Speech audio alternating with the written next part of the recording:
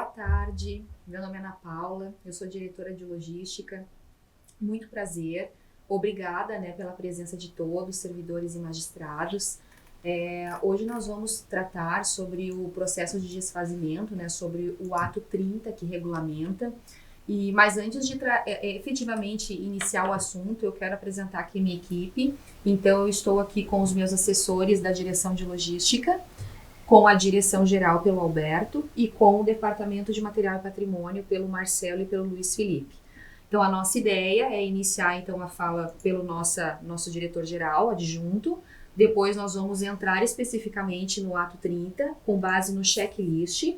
E aí, ao final, nós vamos deixar, então, para as dúvidas que algum de vocês tiver ali no chat e nós vamos trabalhar nesse sentido. Alberto? Boa tarde a todos. Sou o Alberto, diretor-geral adjunto. Primeiramente, saudar a presença de todos. O propósito da nossa conversa é tentar reeditar de alguma forma o nosso encontro bem sucedido lá em Restinga Seca. Nós não pretendemos que seja algo rígido, e sim tira dúvidas, algo mais possível bate-bola, para que a gente torne o assunto mais palatável para todos e consiga tirar dúvidas para que, enfim, o problema se resolva, que a gente consiga fluir o desfazimento dos inservíveis. Eu separei uma fala inicial, que quando a gente fala de desfazimento de inservíveis, vou deixar a pauta técnica para a equipe que vai falar depois, é importante a gente ter ideia do contexto. Primeiro lugar, que é a atenção que o Tribunal de Justiça está dando aos locais de trabalho. Notadamente aqui que nós estamos falando ao espaço de trabalho nas comarcas, onde está sendo desencadeado, foi priorizado um conjunto de reformas para promover a segurança, para que tenha o PPCI em cada um dos prédios, para que se permita a acessibilidade ao público em geral e outras reformas necessárias às boas condições de trabalho das equipes. Então, esse é um primeiro contexto para a gente enxergar a necessidade do desfazimento dos inservíveis dentro desse ambiente, E a segunda questão de fundo, que eu trago é com relação à digitalização, que tornou viável a reformulação dos espaços nas comarcas, nos prédios, porque boa parte dos locais onde era extremamente útil para a guarda dos processos físicos não será mais. Então, vão passar a existir inservíveis funcionais, como eu chamo, que são os escaninhos, que são as prateleiras.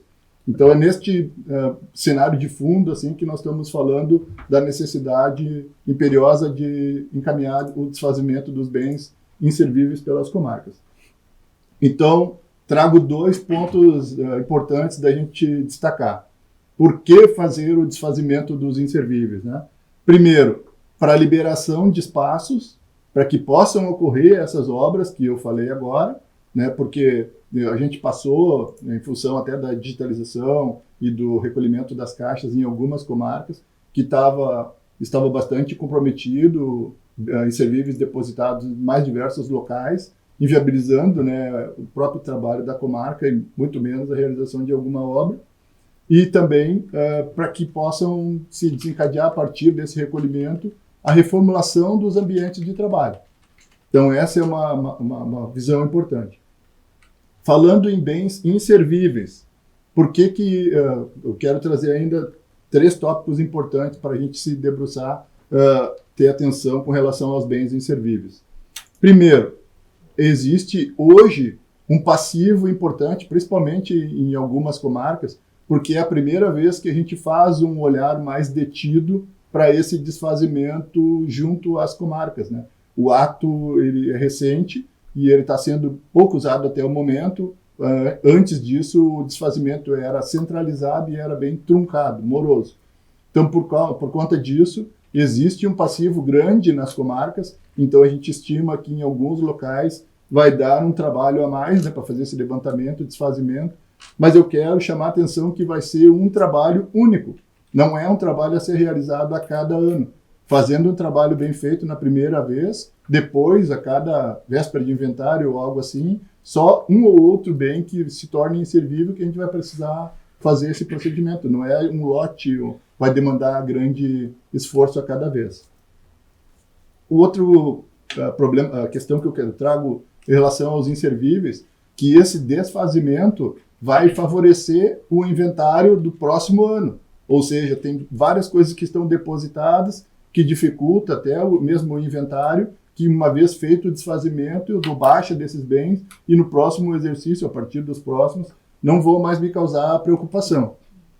E a questão terceira que eu trago nesse tópico da destinação dos inservíveis é a possibilidade da comarca, né, do poder público, do poder judiciário, no caso, beneficiar órgãos públicos locais com essa destinação. Então, também tem essa relação com a comunidade, com as escolas, com a Brigada Militar, com a Secretaria de Segurança, né, que favorece também essa possibilidade. Então, eu trago essas questões de fundo, mais assim, para que todos atentem. Em seguida, então, nós passamos para a pauta técnica. Muito obrigado. Obrigada, Alberto.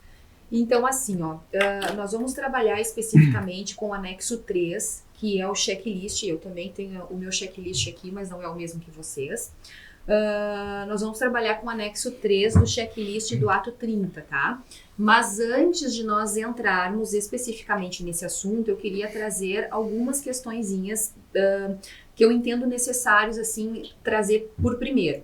Então, assim, o ato 30 de 2023, ele está em vigência há aproximadamente 6 meses, né? E tanto que a nossa ideia de trabalhar, né, num webinário é também oportunizar que sejam sanadas dúvidas recorrentes que nós já identificamos que acontecem em diversas comarcas.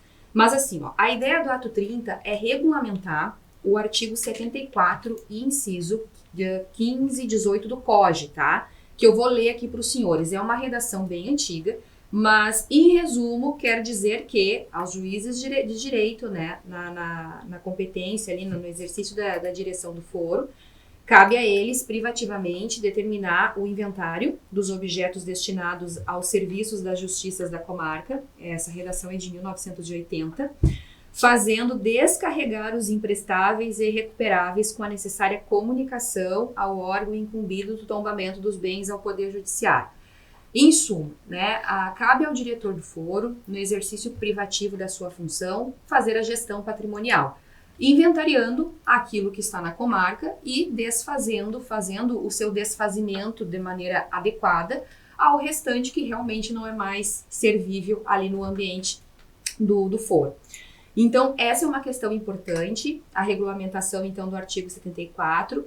E quais são os objetivos do ato 30? É padronizar. Antes do ato, as comarcas faziam cada uma da sua forma, né? Isso gerava uma dificuldade muito grande, até para a gente aqui da parte administrativa, conseguir gerir o que era feito, né, tomar conhecimento do que era feito pelas comarcas, porque cada uma fazia de uma forma. Então, nesse contexto de padronizar e da padronização trazer segurança, e quando eu falo em segurança, é segurança para a instituição, né, para a instituição e para todos aqueles que a representam, servidores e magistrados, e também possibilitar autonomia para as comarcas, ou seja, elas fazem no momento em que elas entenderem como pertinente, é que veio a proposta do ato. Então é importante deixar claro que o ato não veio com a ideia de restringir, de burocratizar nem nada. Pelo contrário, o desfazimento também é uma questão de gestão patrimonial e a ideia de fazê-lo é fazê-lo da maneira mais segura para todos. Assim fazendo, nos termos do ato, que foi estudado, teve um viés da assessoria, um exame pela assessoria jurídica, e foi aprovado pela presidência, se entende que essa padronização traz segurança a todos. E é isso que a gente quer trazer aqui também, né? Das comarcas não terem receio de fazerem o desfazimento, de fazerem de forma segura, já que a gestão patrimonial é de incumbência, como eu falei, da direção do foro, né? Pelo diretor do foro, e é importante que ele também faça com essa segurança. Então, eu queria trazer esse ponto que eu acho também extremamente relevante. Bom, Orientações gerais sobre o ato, tá? O nosso colega aqui, o Glauco, no chat, ele deve ter colocado ou vai colocar ali o link aonde os senhores terão acesso a todos os documentos relacionados.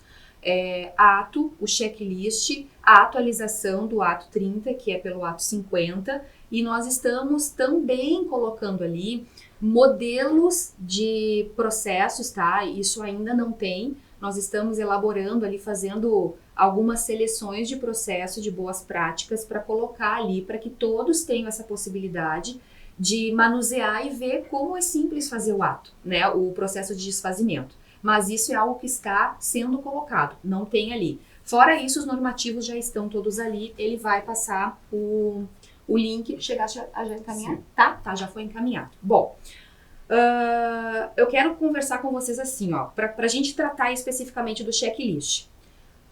Antes de tratarmos do ato 30, os senhores precisam conhecer o ato 28, que era o antigo ato 48, e que agora o teor do ato 48 está dentro do 28, que é o que disciplina, o que regulamenta as contratações públicas dentro do Poder Judiciário. Para que eu inicie todo o processo de desfazimento, eu preciso identificar se eu tenho bens inservíveis na minha comarca. Bom, como é que eu faço isso? Eu vou lá no artigo 153 do ato 28, que me diz a classificação dos bens de acordo com o estado de conservação e utilidade. Lá tem, dentre as classificações, os inservíveis, e dentro dos inservíveis eu tenho a possibilidade de ocioso, irrecuperável e antieconômico. Bom, isso é a base para que a gente consiga, né, iniciar um processo de desfazimento. Então, esse é uma base. A segunda base que vocês precisam saber dentro do ato 28 é o conteúdo do artigo 151. Quando ele traz o conceito de diversos itens sobre a questão do desfazimento, a questão da gestão dos bens, lá no artigo... eu não anotei o inciso, depois eu passo para vocês. Mas dentro do artigo 151, tem ali o conceito de transferência interna e transferência externa. Bom, por que é importante? Porque quando a gente trata do desfazimento e a gente identifica bens inservíveis, a gente parte do pressuposto que essa avaliação de possibilidade de transferência interna ou externa já foi feito pela comarca. O que isso significa? Transferência interna é a transferência do bem entre unidades do Poder Judiciário. Quando vocês estão tratando de desfazimento dentro da comarca, vocês obviamente vão ter conhecimento das estruturas do prédio. Então, a questão é, eu vou me desfazer de uma cadeira. Esta cadeira, ela é considerada inservível dentro do prédio, né? Transferência interna, ou ela é inservível dentro do prédio, mas eu ainda posso direcionar a uma serventia extrajudicial, que é a transferência externa. Então, transferência interna é dentro da unidade, tá? Dentro do prédio, vamos colocar dentro da comarca. Transferência externa é para aqueles casos em que a comarca tem uma serventia extrajudicial que temporariamente está sendo administrada por interino. Exatamente, o interino. Então, por que isso é importante, essa preferência? Primeiro, porque o ato fala isso, o ato 28, e segundo, porque quando o interino ele está temporariamente naquela atividade, quando ele precisa de bens, que ele tem que fazer alguma aquisição, o custo é o dinheiro público, né? Então, parte do pressuposto que, antes de eu me desfazer, eu tenho que identificar se isso não serve para mim ou não vai servir para o interino. Então, partindo desses dois pontos, do que é inservível e da transferência interna ou externa, aí sim eu vou iniciar o trabalho lá no checklist, que agora eu vou pegar minha colinha aqui também, para a gente poder conversar ponto a ponto. Bom, então assim, ó, o item 1, quando diz assim, ó, há bens móveis permanentes considerados inservíveis, não passíveis de transferência interna ou externa, parte do pressuposto, então, que a comarca ou não tem serventia extrajudicial, né, e aí ela vai declarar ali que não tem, não é o caso, e parte do pressuposto que realmente é um bem que para a comarca, não é para vara A, para vara B, nem é vara mais que se chama, né, como é? Unidade, tá. Não é servível no âmbito do prédio, como também não tem algum interino, não tem alguma serventia extrajudicial que possa receber. Então, para eu analisar o item 1, eu vou partir desta avaliação, que eu não tenho como utilizá-lo internamente e também não é o caso de transferência externa. Ah, mas eu tenho lá, sei lá, 1 ou 2 interinos, o que eu faço? Olha, o que nós estamos verificando nos processos é que alguns, né, eu acho que quase todos, né, gurias e Glauco e meninos aqui, quase todos consultam ali por e-mail perguntando se o interino tem o interesse em receber. Alguns dizem que não, outros não respondem. Para nós tá tudo certo, tá valendo. E se não tiver, nós vamos partir da declaração que foi dada ali, né? Bom, ponto 2. Todos os bens móveis permanentes considerados inservíveis foram arrolados no processo. Se tiver bens móveis servíveis, eles não podem estar ali. Ah, um outro ponto, antes de entrar para o item 3, que eu acho importante falar. O ato 30, ele regulamenta os bens móveis em geral, tá? Então, eles não entram os eletrônicos, computadores, impressoras. Depois eu vou falar um pouquinho melhor sobre este cenário, tá? Mas o ato 30, ele regulamenta os bens móveis em geral. Então, essas questões de eletrônicos não entram. Ponto 3. A relação do número tombo de todos os bens. Bom, o que a gente parte? A gente parte que, a partir do momento que o gestor, né, a direção do foro, identificou a existência de bens inservíveis e que não é passível de transferência interna ou externa, leia-se extrajudiciais, leia-se interinos, vai ser aberto um processo SEI e ali, então, vai começar efetivamente a instrução do expediente. Então, ali, o que para nós, o que precisa ter? É preciso que se tenha, né, todo o número tombo de todos os bens que são considerados inservíveis. Eles são o CPF, né, dos bens, então é preciso essa identificação.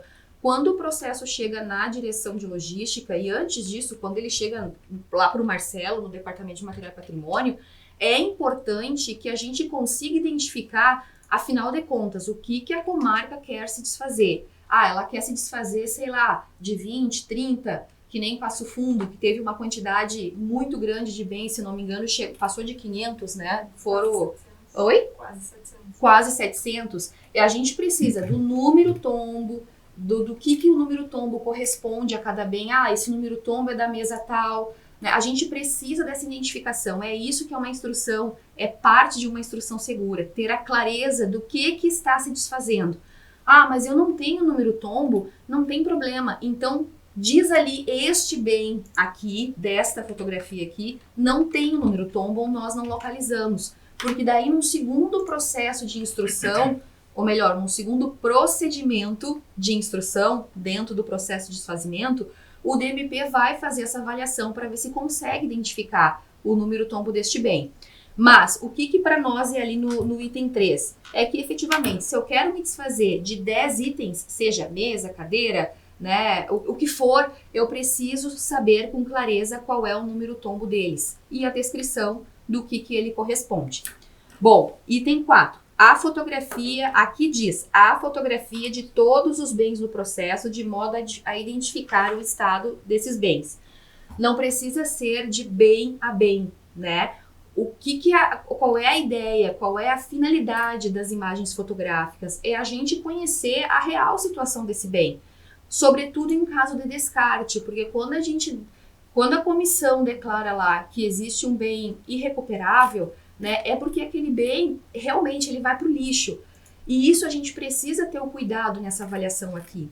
Então, essas fotografias, quando a gente fala, não precisa tirar foto de todos os bens que tem os bens correspondentes aos respectivos tombos. Pode ser a foto, sei lá, de uma cadeira e dizer, olha, essa cadeira aqui,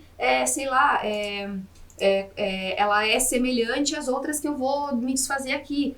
Ou dá para fazer como aconteceu em outras comarcas. Tem um monte de mobiliário numa determinada sala, eles vão lá e tiram a foto do todo, né? Não é de um por um, não precisa ser de um por um, um a um. Então, essa instrução, é nesse sentido, as imagens é nesse sentido. Não precisa ser a foto individualizada, mas que pelo menos nos permita identificar o estado de conservação de um modo geral. Sobretudo quando é o caso de descarte, que daí realmente é jogado fora, né? É porque é um bem irrecuperável. Bom, o item 5. A indicação se o desfazimento será via edital, né? Doação direta à administração ou descarte. Bom, aqui a gente tem a seguinte situação, então. Eu tenho 3 caminhos. Ou eu posso fazer um edital, que o edital é pela comarca, e até hoje nós não identificamos nenhum processo, né, que tenha saído o edital. Ou faz por edital, a própria comarca, e o ato 30 traz o modelinho de edital.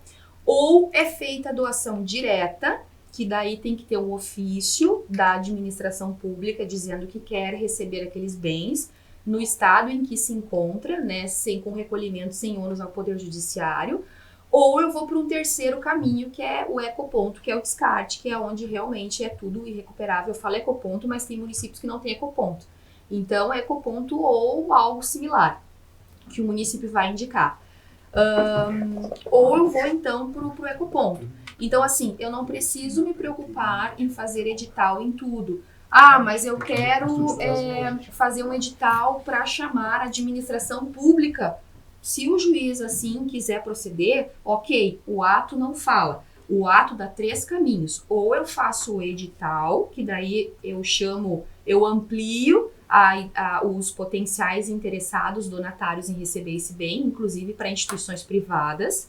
Ou eu vou para a doação direta para a administração pública, que é a partir de um ofício, né, escolas, brigada, hospitais, a própria prefeitura, ou eu vou então para o ecoponto, que é onde realmente está tudo assim, que não tem como recuperar, e aí é aquela parte que a gente vai jogar fora. Essas 3 possibilidades. Bom, optamos por fazer o edital, só coloca ali, a comarca fará o edital, perfeito. Vamos fazer a doação direta por ofício, né, para a administração pública. Juntem o ofício na instrução do processo e o que eu recomendo, tá? Que neste ofício, a administração, quando for demonstrar interesse no recebimento desses bens, que eles digam, nós vamos usar para tal finalidade, né? Porque, ok, alguns podem interpretar que doar para o hospital já é por si só atender uma finalidade social. É uma interpretação, né? O meu papel aqui, né, ou melhor, o papel da direção de logística, né, e da direção geral, junto com o departamento de material e patrimônio, é deixar a instrução a mais segura possível. Então, se eu puder dar uma sugestão para as comarcas, peçam que nesses ofícios as entidades que querem receber digam para onde é que eles vão destinar aqueles bens internamente. Uns já disseram, nós vamos, por exemplo, tivemos comarcas em que se doou cadeiras, as cadeiras vão servir para os alunos ali, para a área administrativa, ou já tivemos situações em que eles, nós vamos distribuir para outras entidades que nem a Brigada Militar. Então, é uma recomendação, a finalidade social, né? Até porque ela vai ser declarada pelo juiz, também vai ser atestada pelo juiz, então entendemos importante que tenha essa menção no ofício, até para resguardar o próprio magistrado. Item 7. Consta nos autos ateste do juiz de que a doação, seja direta ou via edital, se dará exclusivamente para fins de uso e interesse social. Isso também é uma questão importante, né, já que o diretor do foro, na condição, né, como tal, né, de diretor, ele está lá no 74 lá do COGE, que a gente viu a competência privativa dele. Uma das exigências do ato é que ele ateste, então, que essa declaração, que esse desfazimento se dará exclusivamente para uso, né, para fins de uso e interesse social. Isso, e se constar no ofício, isso também vai resguardar, né, a declaração que ele estará fazendo. 8. A motivação para o desfazimento. Então, o que acontece? Quando o processo é aberto, nós temos a comarca, no caso, né, o diretor do foro tem que designar a comissão de baixa. Essa comissão é designada mediante portaria, abre-se um parênteses, o magistrado não pode se autodesignar, então ele tem que designar servidores para fazer a ata de baixa. A ata de baixa, então, vai constar nela a situação dos bens. E quando a gente fala a situação dos bens, é dizer, olha, aquele bem ali, ele é ocioso, ele é recuperável, porque não tem problema nenhum, tá dentro da classificação aquela do artigo 153, né, do ato 28. Mas é importante que se tragam elementos. Então, por exemplo, a gente sabe que se está num processo de troca de cadeiras em todo o estado. Então diz, olha, estamos fazendo o retrofit das cadeiras, essas cadeiras são ociosas, né? Ou seja, elas não servem mais para o tribunal, mas elas podem servir para outros. Mas isso aqui está em função do retrofit, do projeto da administração. Vamos doar estantes. Qual é o motivo? Olha, são bens ociosos, ou seja, não servem mais para o tribunal, mas estão em perfeitas condições de uso, em função da questão da digitalização. Em algumas comarcas nós já fizemos o recolhimento junto com o arquivo das caixas arquivos. Então, tem que ter esse argumento, porque às vezes um argumento muito genérico, ele também acaba fazendo com que a gente, no mínimo, questione a comarca. Então, quando a gente fala da motivação para o desfazimento, a gente quer saber isso. Olha, esse bem não é mais servível para a comarca, por quê? Objetivamente é isso. E é isso que a comissão vai examinar, né? Vai fazer essa verificação, tanto que lá no item 12, quando diz a comissão de baixa temporária, né, classificou os bens na forma do capítulo tal, verificando a sua situação em loco, considerando as condições gerais, funcionalidade, adequação dos padrões de qualidade, custo-benefício, ratificando ou não, né, a impossibilidade de reaproveitamento, essa análise efetiva sobre o bem. Então, é isso que a gente busca da motivação para o desfazimento. O item 9, foram identificados bens sem plaquetas, porque existem situações de fato que a plaqueta dos bens não tem, ou porque se perdeu, né, ou porque realmente é um bem que não tem plaqueta, mas não tem problema. Vamos, informe na dúvida, no processo, que quando chegar no Departamento de Material e Patrimônio, eles vão dizer, olha, este bem aqui não tem plaqueta por natureza. Ou eles vão dizer, olha, realmente não tem plaqueta, mas nós identificamos aqui. Por isso é importante as fotografias, inclusive, sobre esses bens que não tem como identificar ali pela plaquinha. O 10, então, é nesse sentido, né? Caso haja bens sem plaquetas, tais bens foram informados, identificados, identifica ali, ó, esse bem aqui, né? Junta a fotozinho para a gente poder, a área técnica, identificar. A questão da constituição da comissão de baixa, da formação, já falei também. Do que tem que constar a ata de baixa, a assinatura da ata de baixa pelos integrantes. Tem situações em que o magistrado assina. Ok, não tem problema. Na verdade, o correto seria o magistrado não assinar, porque ao final ele vai homologar a ata, tá? Esse é o procedimento. Pedimos, então, na verdade, que os juízes não assinem. Mas, se eventualmente vier assinado, nós não vamos, né, devolver o processo para que o juiz faça uma nova ata de baixa e ele não assine. Nós vamos já considerar que o juiz aceitou, acolheu, né, homologou a ata, ainda que antes do seu momento adequado na questão ali procedimental. Depois, o termo de abertura foi assinado pelo juiz do foro. Por que é importante o juiz assinar o termo de abertura? Na verdade, o termo de abertura não é só um termo de abertura. Para nós, o termo pode já constar todas essas informações que nós estamos trazendo aqui. Não precisa ser só um termo de abertura e depois uma informação e depois com o restante ali do que se pede, ou depois uma relação de número tombo, depois fotografia. Dá para ser? Dá. Mas se não for assim, também não está errado. O termo de abertura já pode constar todas essas questões que precisam estar escritas, declaradas ali, atestadas, e depois pode vir um documento com a relação dos tombos e o outro documento ali com as imagens, não tem problema. E por fim, a validação pela Comissão Permanente de Inventário Patrimonial, né? Isso é importante até pelas atribuições da comissão, e o que a gente tem pedido, tá? A comissão de baixa é composta por 3, né? Regra, 3 servidores. A CEPIP depende da quantidade de servidores da comarca? De bens. De bens, né? De bens, tá. Então, às vezes, vão ter 3 pessoas aqui, vão ter 4 aqui, vão ter 5 aqui, vão ter 6 aqui. Ok, não tem problema daqui repetir aqui. O que a gente evita, até pela segregação de funções, porque a CEPIP também tem o seu caráter ali de fiscalização, é que quando tiver a identidade de pessoas na comissão de baixa com a comissão permanente de inventário, que pelo menos um seja diferente, para não ser aqui 100% de identidade daqui.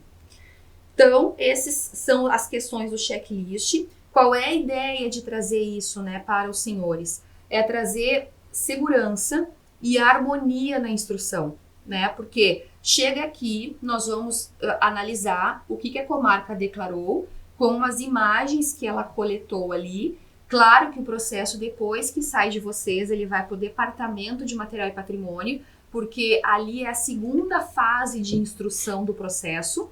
A primeira é a instrução feita pela comarca, que ela é muito mais restrita, evidentemente ela está adstrita ao âmbito do prédio, né, da comarca, e o DMP vai fazer quase a mesma avaliação que os senhores fizeram, só que numa abrangência muito maior. Então, por exemplo, ali o DMP vai fazer a compatibilidade para ver se os números tombos estão adequados, se tem alguma divergência, às vezes o número do tombo está errado e corresponde a uma outra comarca, às vezes o número está como inexistente. Então, essa compatibilização do que vocês informaram aí com aquilo que está no sistema patrimonial, ela é importante. Essa é uma das atividades ali do DMP. A segunda questão importante é que o que o DMP vai fazer? Ele vai fazer um olhar mais abrangente. Então, daqui a pouco a sua comarca não tem um interino, não tem uma serventia extrajudicial, mas o DMP aqui, ele vai, talvez conhece outra, ele vai olhar no sistema dele, vai ver ali que talvez esse bem possa atender a uma outra serventia que é diferente da sua comarca, que não está na sua comarca, né? Na verdade, que não deve estar, porque se tivesse, a direção do foro é que teria que fazer essa verificação.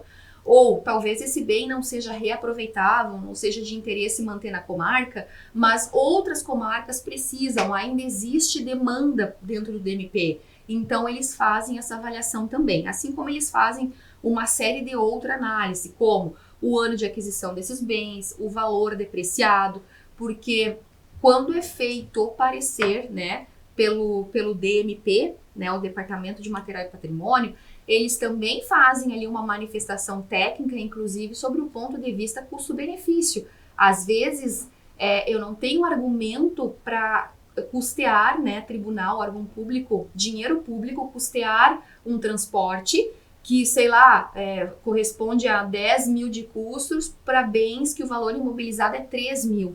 Né? E outra coisa, se eu deslocar esses bens para o Departamento de Material e Patrimônio, eles não vão ser reaproveitáveis lá. Então, essa avaliação ela é feita pela área técnica e se, bom, há condições de ser reaproveitado em outra comarca, eles vão avaliar e vão sugerir o recolhimento. Se tiver bens em garantia, né, eles vão apontar ali e vão sugerir talvez o recolhimento. Porque bens em garantia significa que às vezes foram adquiridos há pouco tempo. Na verdade, bens em garantia significam que foram, né, via de regra, adquiridos há pouco tempo. Então, assim, se a administração, dentro dos princípios do planejamento, né, fez uma aquisição, procedimento licitatório, para adquirir, né, num curto período de tempo, em tese, eu não poderia me desfazer. Em tese, porque toda regra comporta exceção, né, toda regra comporta exceções, é preciso motivar e justificar. E essa motivação vai vir da comarca, e vai ter o olhar da área técnica, e vai ter o nosso olhar ali também na direção de logística. Então, feita essa instrução pelo Departamento de Material e Patrimônio, vai chegar o processo ali na DILOG, na direção de logística, e nós vamos validar o desfazimento. Então, nós vamos olhar o que a comarca colocou, né, de instrução e declarações e ofícios, o que o Departamento de Material e Patrimônio ponderou, e aí nós vamos validar. que é importante ali para nós, e eu troco muito assim ideias com a nossa equipe aqui e com o próprio departamento. A gente precisa saber, para ter um dos pontos para ter um desfazimento seguro é saber o que está se desfazendo. Então, eu preciso saber, sei lá, a comarca X lá quis se desfazer de 50 bens. Eu preciso que o DMP avalie os 50 bens e me diga, olha, Ana, né, do ponto de vista do DMP, nós sugerimos o desfazimento, sei lá, de 49, de 48, de 40 ou dos 50, né? A gente precisa ter essa harmonia na instrução para concluir que realmente aquele bem daquela determinada comarca ou aqueles bens daquela determinada comarca não são aproveitáveis lá no âmbito da comarca dela. Do ponto de vista do DMP, que tem um olhar mais amplo, né, o olhar em todo o estado, também não faz sentido manter aquele bem nos depósitos ou fazer o recolhimento, para daí sim eu concluir então que realmente dentro das suas devidas justificativas, motivação, finalidade social atendida, eu posso validar o procedimento. Validado o procedimento, o processo é devolvido para a comarca, para o juiz homologar, né, a ata de baixa e então proceder ao desfazimento ali dentro observando o termo de recebimento e o termo de doação.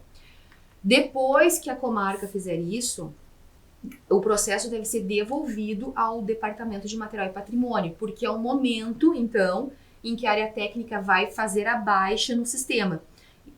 Isso é o que vai evitar bens ignorados lá no futuro. É importante que a comarca não fique com os processos depois do desfazimento, depois de finalizar ali com os termos de doação e de recebimento.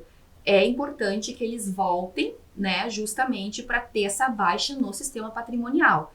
E depois o DMP vai encaminhar a direção de comunicação para divulgar, dar transparência, publicidade, esse desfazimento. Deixa eu ver aqui no meu checklist de anotações se eu esqueci de mais alguma coisa. Eu acho que é isso. E uma última questãozinha só é que assim, ó, as comarcas, tem algumas comarcas em que o desfazimento está sendo aberto pela direção de logística excepcionalmente, tá? Com termo de abertura, com todas as justificativas do porquê que a direção está fazendo. Bom, os senhores sabem, né, que tem um outro projeto tramitando, que é o recolhimento em andamento, né, que é o recolhimento de caixas arquivos, e que nós já atendemos 74 ou 76 comarcas, se não me engano, porque elas estão sendo atendidas em caráter prioritário. Porque tem reformas, como o Alberto havia comentado, né, inicialmente tem reformas para questão de obtenção de alvará de PPCI, acessibilidade universal, ou porque é uma questão de desafetação, nós precisamos entregar o prédio antigo para o Estado, ou porque a comarca está numa estrutura de foro digital, ou está sendo construída nesse sentido.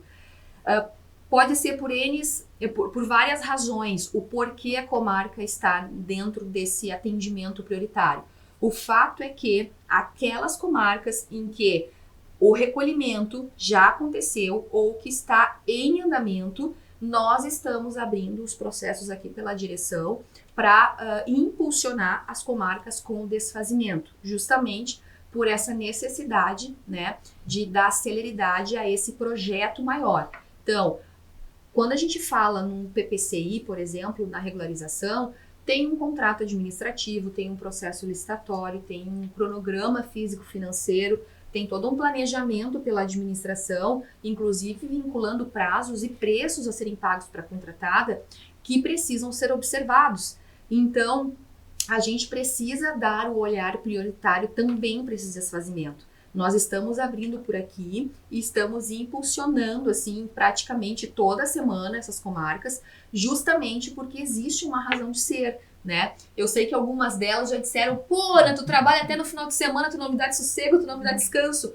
Mas é isso, gente, a gente sabe que existe um projeto maior, a gente sabe das implicações e responsabilidade no atraso dessas questões que são muito sensíveis, então a gente precisa trabalhar, né, de modo a, de alguma forma, a impulsionar. Então, só para os senhores saber que neste caso, a Deloitte então está abrindo os processos e o desfazimento pode acontecer ali mesmo, não precisa abrir né, um SEI específico. Pode se dar naquele mesmo processo até para evitar a abertura de um procedimento, de um expediente que ali já se pode dar o atendimento que se quer.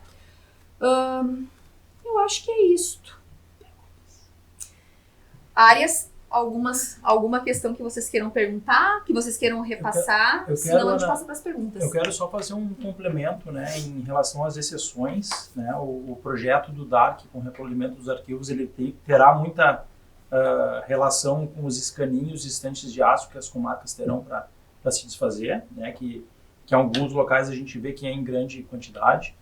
E também tem o projeto retrofit de cadeiras, que a Ana mencionou em certo momento, e que a gente vê que o cronograma ele ainda não está avançando como gostaríamos e como as comarcas gostariam, né? Porque são cadeiras novas para todos os servidores, pela dificuldade de fazer o levantamento dos tombos, né?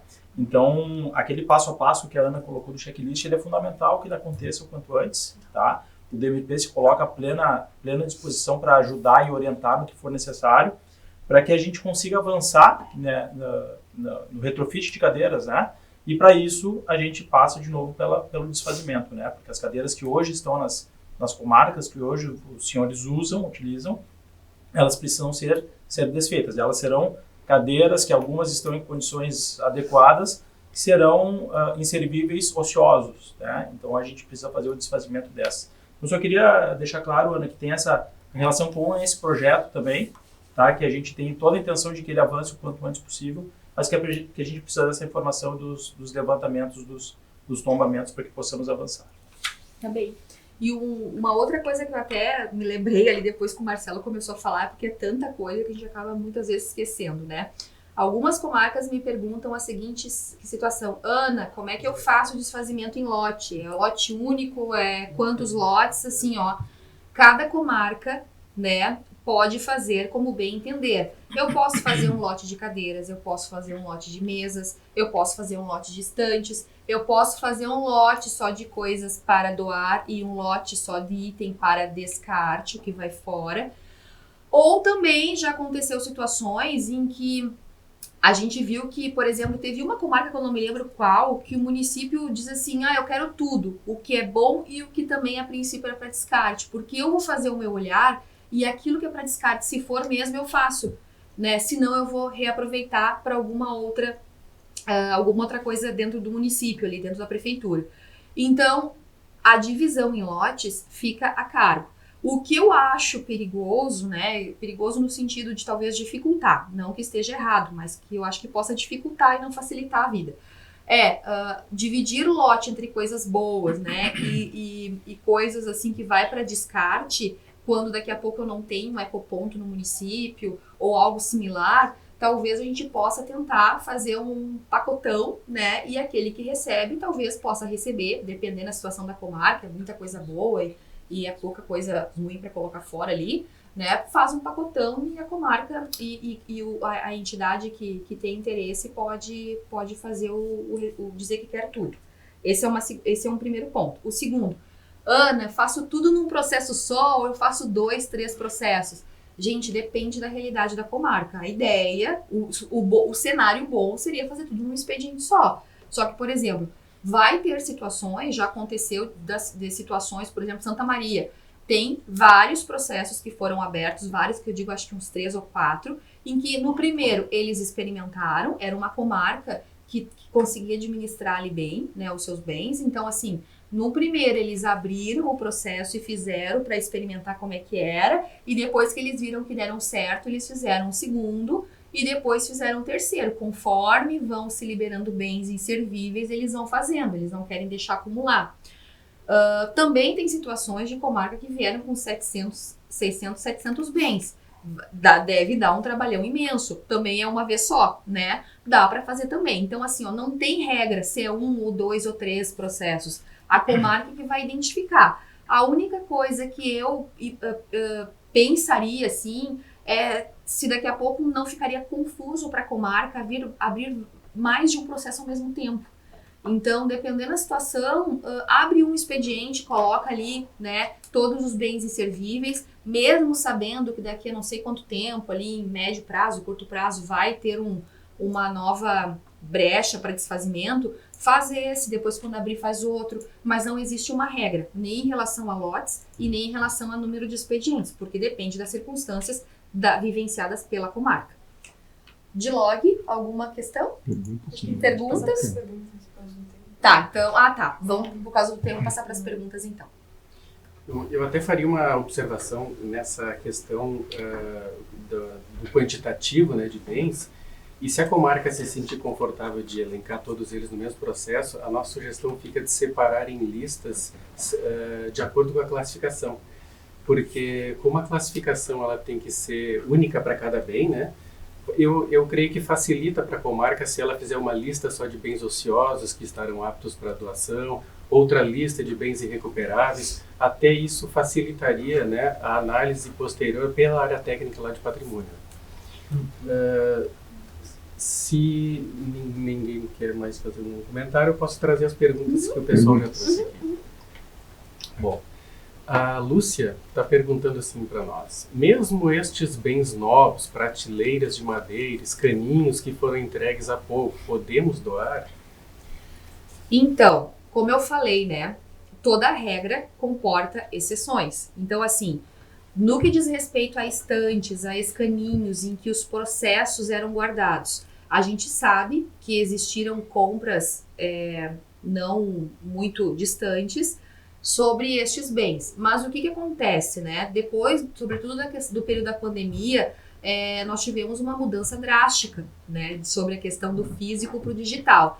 Então, assim, por mais que eu tenha feito compras recentes de estantes, escaninhos para guardar processos, a digitalização veio depois do cenário da pandemia. Então, eu tenho um argumento suficiente, né, e superveniente para justificar o desfazimento naquele caso concreto. Então, eu não viria problemas em se tratando de bens em que eu antes utilizava num cenário e que agora, por circunstâncias completamente, né, alheias à vontade de todos, aí eu tô num outro cenário de trabalho. Então, para essas situações eu não viria problemas. Por isso que eu digo, toda regra comporta exceção e tudo depende, gente, da motivação do ato administrativo, né? A motivação é fundamental até para quando chegar aqui, porque, por exemplo, essas questões de estantes, escaninhos, a gente já consegue identificar que houve um cenário de mudança, né? Mesmo que isso não esteja no processo, a gente consegue, a gente sabe. Agora, todo ato precisa da devida motivação. E entendendo os motivos pelos quais se está se desfazendo, não há problema nenhum, tá? Desde que esteja bem fundamentada e essa fundamentação seja coerente. O que a gente pede, já pegando o gancho da pergunta, a gente não pode, assim, ter aquela ideia de vou me desfazer porque eu não gosto mais desse aqui, mas logo eu vou pedir para o DMP outro. Não, gente, a ideia de desfazimento não é sobre esse viés, porque é dinheiro público, né? Então, a gente sempre tem que ter esse cuidado. Eu vou me desfazer de algo que não é mais útil ao tribunal, mas não porque eu não gosto, não porque seja um desejo meu de troca, porque eu vou pedir logo um novinho. Então, esse bom senso é que a gente precisa ter na hora do desfazimento. Outra. Acho que dá para falar até do ponto de vista concreto, né? Nós já tivemos desfazimentos de escaninhos e de prateleiras, e a grande motivação é que eles se tornaram inservíveis funcionais. Embora o móvel ele esteja em excelentes condições, mas eles não têm mais utilidade na comarca, né? Não há mais que se falar em depósito de processo físico, que era para isso que servia o escaninho. Então, novo ou mais antigo, ele é inservível funcional da mesma forma. E ele ocupa um espaço demasiado nos prédios, nos locais de trabalho, que não se quer mais, que se quer dar outra destinação. Essa é a grande motivação que tem sido colocada na prática para o desfazimento. Roberto, a título de contribuição, como a Ana falou, a motivação ela é essencial, imprescindível. Daí, voltando para o caso que o Alberto nos trouxe, se formos olhar a classificação do bem ocioso, é um bem móvel que se encontra em perfeitas condições de uso, mas não é aproveitado. Aí acaba se relacionando com a motivação que vocês vão nos trazer nos processos de desfazimento. Próxima pergunta é da Kênia. Ela pergunta se podemos destinar bens para interinos de outras comarcas. Não vejo problema algum, desde que eles sejam interinos, né, ou seja, não sejam titulares. e não sejam titulares, sejam serventias extrajudiciais na condição de interino, não vejo problema. Só lembrando que há necessidade de fazer contato com a direção do foro da comarca em que esse interino representa, né? E outra coisa, não haverá uma doação. Ele permanecerá em nome do Poder Judiciário, devendo fazer a troca de responsabilidade, né? Então, assim, se, por exemplo, tá na comarca, sei lá, de Canoas e vai transferir para uma comarca de Cachoeirinha, não vai ser uma doação. O bem vai continuar em nome do Poder Judiciário. Vocês vão fazer contato com a direção do foro lá da comarca de Cachoeirinha, vão ver essa possibilidade de transferência, né? E aí sim, aí se for o caso, vão consultar o DMP, enfim, e aí se for o caso, vai ser feito um termo de responsabilidade que vai ser alterada a carga patrimonial. Isso mesmo. Não é isso, e eu só complemento, Ana, que há necessidade de se avaliar também o custo de logística, né? Ah, com certeza, então, isso aí. O interino tem que fazer o recolhimento dos bens, né? E aí se avaliar o custo-benefício dessa logística em outra comarca. Transporte, né, no caso. Transporte, Próximo aqui. Outro questionamento aqui da Cleusa: impressoras e monitores podem ser descartados? Ela fez mais uma observação de itens que já estão estragados há muitos anos. Essa eu vou deixar para o Marcelo, né, Marcelo? O Felipe responde essa. Posso responder. O nosso ato, ele prevê somente que as comissões temporárias substituam a comissão fixa de imobiliário geral. Então, equipamentos de informática, eletrônicos, eles não podem ser destinados diretamente para este processo, eles seguem um outro caminho. Então, quando a gente fala de impressora, computador, o correto é entrar em contato com a DITIC, pelo 7565, eles vão providenciar o recolhimento, a avaliação, e daí providenciar o destino dos bens. E aí entra uma questão importante, assim, porque lá no início eu falei, que eu disse que eu ia falar no final e não falei porque eu esqueci. O ato 30 fala dos mobiliários em gerais, né, no geral, assim. E os eletrônicos, né, os eletrônicos, como é que ficam? Então, assim, os eletrônicos, existe um termo de adesão assinado pelo Poder Judiciário com o Executivo, que eles trabalham em trilhas. Tu poderia explicar melhor isso para nós, né? Vai ou o que eu falo? Pode falar. Tá, que trabalha com trilhas. Então, assim, quando se trata de eletrônicos, desses bens, assim, a doação, ela não é feita com base no ato 30, tá? Aí é destinado ao programa sustentário, porque, inclusive, o próprio ato 28 fala nessa preferência. Bom, o que acontece? Os eletrônicos, realmente, aí o que diz respeito a itens de informática, aí é com a DITIC, porque precisa fazer todo um zeramento, como é que se chama? Formatação, isso, precisa fazer a formatação, então não pode sair direto doando, não é o caso, e também não é direto entregue ao sustentário, porque precisa de um olhar da área técnica para fazer essa formatação. Mas, o que acontece na prática? Algumas comarcas vêm e relacionam ar-condicionados no break, junto com mesa, com cadeira e estante. Não vou devolver o processo para que a comarca abra um outro expediente, porque eu acho que isso aí seria um formalismo exagerado, né? Exacerbado, assim. Mas o que a gente faz? Nós validamos o processo, né? O procedimento no que diz respeito aos móveis em gerais e devolvemos para a comarca, para finalizar pelo fluxo do ato 30, e no que diz respeito aos eletros é encaminhado à direção geral, que vai daí fazer a avaliação e, se for o caso, vai deferir ali o procedimento. Acho que era uma questão importante que eu tinha esquecido de comentar no início. E só um complementinho, tá, Ana? A colega colocou, né, tem equipamentos que estão há muitos anos nas comarcas, né? A gente escuta isso com relativa frequência, né? E para resolver esse assunto, basta abrir o chamado para a CAD, tá? Que existe uma empresa terceirizada de gestão da DITIC, eles vão chegar na comarca, assim como chegam para levar equipamentos, eles buscam também, só que para isso precisa o chamado, colocando lá qual é o tombo que precisa ser recolhido, tá? E aí ele será automaticamente transferido aqui para o depósito do MP. Próximo bloco. Uma questão aqui. A Daniele pergunta se é possível a doação a ONGs. Com relação à doação às ONGs, a gente volta um pouquinho. Quando vocês optam por fazer a doação direta, vocês trazem no processo um ofício, mas tem a possibilidade de fazer a doação por edital, que até o presente momento a gente não passou por nenhum ali na direção de logística. O que seria a doação por edital?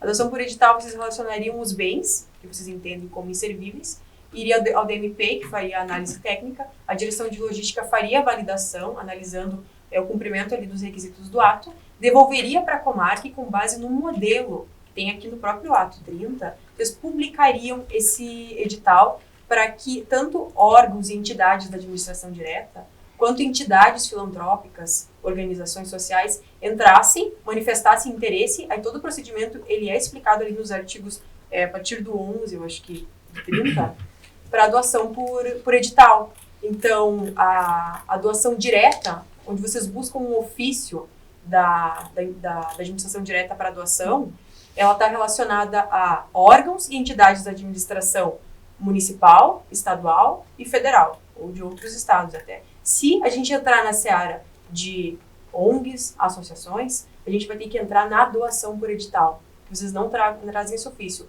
Fazem a relação dos bens, dizem os motivos, a motivação, a CFIP valida, o DMP analisa, vem para a DILOG analisa o procedimento, volta para o magistrado e a partir dali vai ter a publicação do edital. Como acontece? O edital está padronizado no ato, então só preencher as características específicas ali do caso concreto, publicar esse edital. Então, o que a gente orienta? Vocês estão querendo doar para ONGs, seja feita por edital. Aí vai ter manifestação de interesse, depois vocês vão ter ali no ato os critérios, se tiver empate, quem manifestou interesse de forma preferencial. Então, acho que de forma resumida seria isso. A partir do artigo 10, ele traz bem explicada essa questão.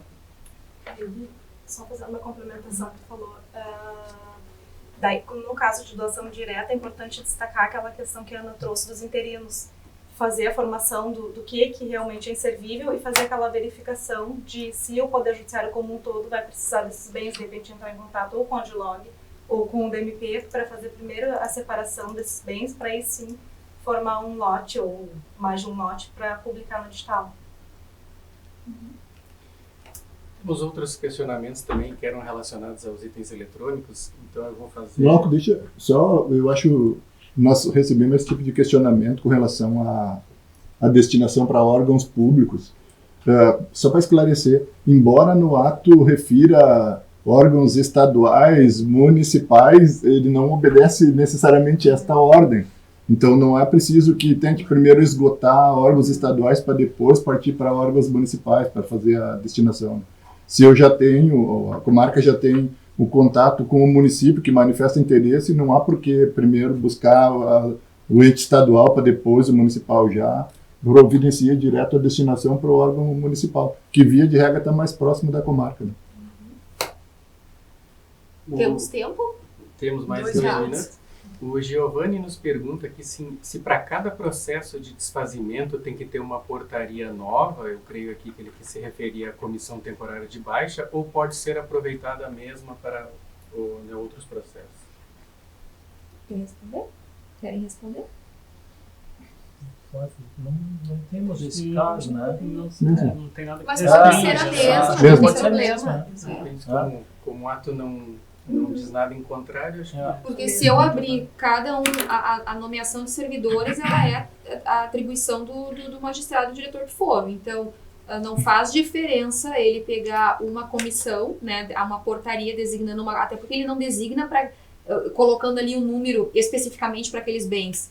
Né? Ele faz uma designação de pessoas para o desfazimento. Claro que a comissão ela faz o que ela tem que fazer e, em tese, se extingue a atividade dela. Né, que é fazer a ata de baixa, mas não viria problema nenhum de fazer uma designação e utilizar, né, esse pessoal e os servidores designados para fazer a ata de baixa de mais de um expediente. Não vejo problemas. Acho que vale mais uma vez só o registro, até atendendo o princípio da segregação das funções, né? Que os mesmos membros da comissão de baixa não sejam os mesmos da Ao menos um seja diferente, né? Todas as perguntas? Tem mais uma perguntinha aqui. Posso escolher uma? A das cadeiras. Eu acho que é importante a gente definir, esclarecer a questão das cadeiras. esse aqui da É. SET. Tá. Eu acho que é importante, já foi falado aqui, mas é importante a gente esclarecer. Está em andamento o cronograma de substituição das cadeiras, né, de todas as pessoas que trabalham nos prédios, servidores, magistrados, estagiários, né. Então, neste cenário, já existe um cronograma em andamento e as cadeiras serão substituídas. Uma questão importante, que se dê andamento tempestivo a este processo de substituição das cadeiras antigas do foro por cadeiras novas. Como o Marcelo ali já colocou, né, embora o cronograma, por exemplo, determine que no mês que vem vai ser destinado cadeiras para a comarca A, necessariamente foi aberto um processo encaminhado para a comarca A para que ela diga que já conseguiu destinação para as cadeiras antigas como condição para se enviar cadeiras novas. Por quê? Porque se já existe uma dificuldade de espaço nos locais, o DMP mandando as cadeiras novas e a comarca ainda acumulando as cadeiras antigas, nós estamos só mandando um problema, né, na verdade. Junto com as cadeiras novas, nós estamos mandando um problema que é onde botar as cadeiras antigas. Então, o que se quer é que quando chega o processo na comarca, a comarca já providencie, né, o destino para as cadeiras antigas e que seja o ofício comprometendo que assim que receber as cadeiras novas, vai providenciar a destinação, não precisa, evidente, sair das cadeiras antigas sem chegadas novas, mas a gente quer que tenha o compromisso, a certeza da comarca, manifestando no expediente, de que aquelas cadeiras já estão comprometidas e assim que chegarem as novas, serão destinadas. Essa é uma questão importante, porque isso vem atrasando o cronograma. A gente abre o processo, encaminha para a comarca. Na ausência de manifestação da comarca, o DMP não está encaminhando as cadeiras novas e aí a gente está empurrando o cronograma para frente. É importante que todo mundo atente para essa questão. Instruir o processo assim que chegar na comarca, para que a gente consiga honrar o cumprimento do cronograma. Tá, só de forma complementar, tá, Alberto? Sei que a gente já passou do horário, mas é um assunto que movimenta o interesse de todos, né? O cronograma a gente está comunicando, o DMP está comunicando em 90 a 120 dias para frente. Tá? Não comunicamos todo o cronograma que iniciou em junho desse ano, né? A previsão inicial é de conclusão em outubro de 24, tá? E a gente optou por não fazer toda a comunicação porque previa que poderiam acontecer esses atrasos e aí estaríamos nos comprometendo com datas que não conseguiríamos cumprir. Tá? Então a comunicação acontece. Tá? Todas as comarcas até o cronograma de fevereiro já recebeu o processo que o Alberto acabou de comentar. Então, recebendo as informações, com lista de tombos e tudo que é necessário para que possamos garantir que o desfazimento ocorrerá, o DMP assina a ordem de serviço para envio das cadeiras novas. Tá? É um processo, é uma empresa boa, tá? Que costuma atender nos prazos previstos em contrato. Então, resolvida a questão de desfazimento, as comarcas receberão as novas cadeiras. Isso, então. Bom, então vamos nos despedindo, né? É o nosso primeiro trabalho, espero que seja o primeiro de tantos outros. Nós gostamos bastante dessa experiência e espero que vocês também tenham gostado aí, né? Espero também que possamos fazer novos no ano que vem. E eu acho que é isso, agradeço a participação de todos, né? As dúvidas que eventualmente nós não tenhamos conseguido retirar aqui, nós vamos encaminhar ali para as comarcas, devolver às comarcas. Eu acho que é isso. Muito obrigada mais uma vez. Né? Um bom recesso a todos. Tchau, tchau. Bom trabalho. Tchau. Tchau.